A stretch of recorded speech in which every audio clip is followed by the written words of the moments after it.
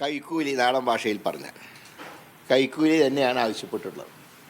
ഇപ്പോൾ ബിൽഡിങ്ങിന് എന്നൊക്കെ പറയുമ്പോൾ ശബ്ദരേഖ എല്ലാവരും കേട്ടോ, കൊടുക്കേണ്ടവർക്ക് കൊടുക്കേണ്ട പോലെ കൊടുക്കണം. അതിലെവിടെയാണ് ഈ ബിൽഡിംഗ് ഫണ്ട് എന്ന് പറയുന്നത്?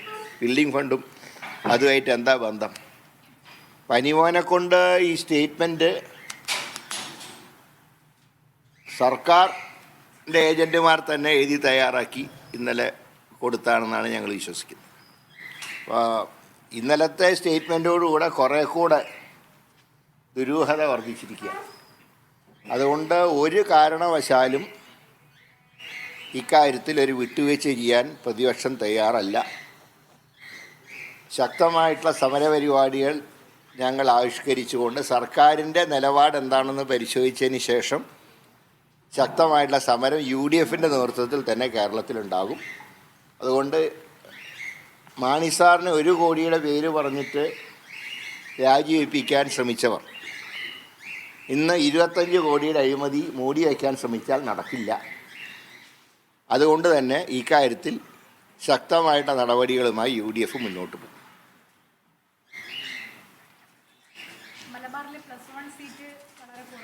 ഏതാണ്ട് 14,000-ഓളം കുട്ടികൾ വഴിയാധാരമായിട്ട് നിൽക്കുകയാണ്.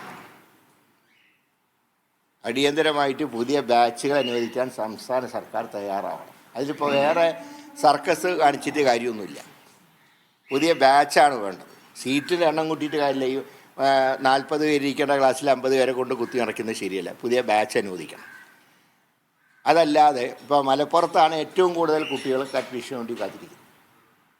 ഇപ്പോൾ ഇത്രയും കഷ്ടപ്പെട്ട് പരീക്ഷ എഴുതി പാസ്സായ കുട്ടികൾ അവർക്കൊരു പ്രമോഷനുള്ള അവസരം പോലും നഷ്ടപ്പെടുത്തുന്നത് സംസ്ഥാന സർക്കാരിൻ്റെ തെറ്റായിട്ടുള്ള നയമാണ്. അതുകൊണ്ട് തന്നെ ഇക്കാര്യത്തിൽ പുതിയ ബാച്ച് അനുവദിക്കാൻ സംസ്ഥാന സർക്കാർ തയ്യാറാക്കണം. അതിലൊരു മടിയും വിചാരിച്ചിട്ട് കാര്യമില്ല. അല്ലെങ്കിൽ ഓരോ തവണ ഇങ്ങനെ ഓരോ വർഷം കൂടുന്തോറും ഈ നമ്പർ വർദ്ധിക്കുമ്പോൾ അതിന് പരിഹാരം ഉണ്ടാക്കാൻ സംസ്ഥാന സർക്കാർ അലംഭാവം കാണിക്കുകയാണ്.